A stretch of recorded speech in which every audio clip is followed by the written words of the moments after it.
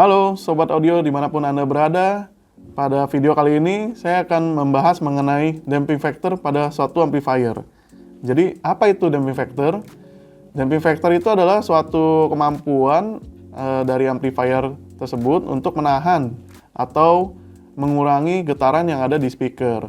Jadi biasanya itu kita bisa lihat dampaknya itu di low frequency. Jadi kalau suatu amplifier itu memiliki damping factor yang tinggi, itu biasanya kita bisa dengerin dari suaranya itu, terutama yang low frequency ya, itu lebih bersih, lebih padat, dan lebih tight gitu. Nah, sementara kalau damping factornya rendah, itu kita lebih dengernya tuh kayak bassnya tuh ngegulung, atau bahasa gaulnya tuh bleber kali ya. Seperti itu sih. Jadi damping factor itu menurut saya sangat pengaruh terhadap kualitas suatu audio. Oke, mungkin teman-teman di sini masih bingung dengan istilah damping factor. Saya mau coba kasih penjelasannya itu melalui analogi. Jadi kalau damping factor tinggi itu ibarat kita lagi nuang air dari gelas ke gelas ya.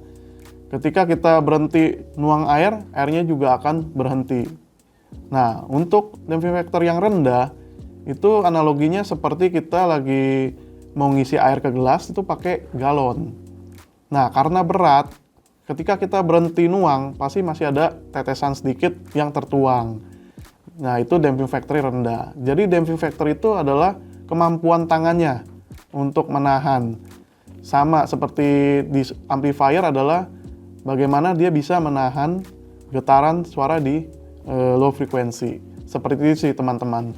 Oke, di sini saya udah ada barang yang menurut saya ya, ini amplifier damping factornya tinggi gitu. Dan saya juga mau bahas ya, misalnya tren orang-orang sekarang itu sepertinya lebih banyak mereka itu kalau untuk mau beli perlengkapan audio, mereka lebih cenderung memilih speaker. Kalau saya sih berasanya terbalik. Harusnya kita pilih amplifiernya dulu. Setelah kita pilih amplifiernya, baru kita bisa pilih speaker. Kenapa? Karena amplifier itu menurut saya adalah otak dari satu sistem audio. Karena dia yang kasih power ke speaker, dia mengontrol sinyal-sinyal audio ke speaker. Jadi saya rasa kita harus pilih amplifier dulu, baru kita bisa pilih speaker yang kita butuhkan dan bisa disesuaikan dengan spek amplifiernya. Seperti itu teman-teman. Jadi mungkin pertanyaan selanjutnya, gimana nih kita bisa tahu kalau amplifier itu punya damping factor yang tinggi? Nah, kalau saya sih nggak mau masuk ke teknis matematisnya ya.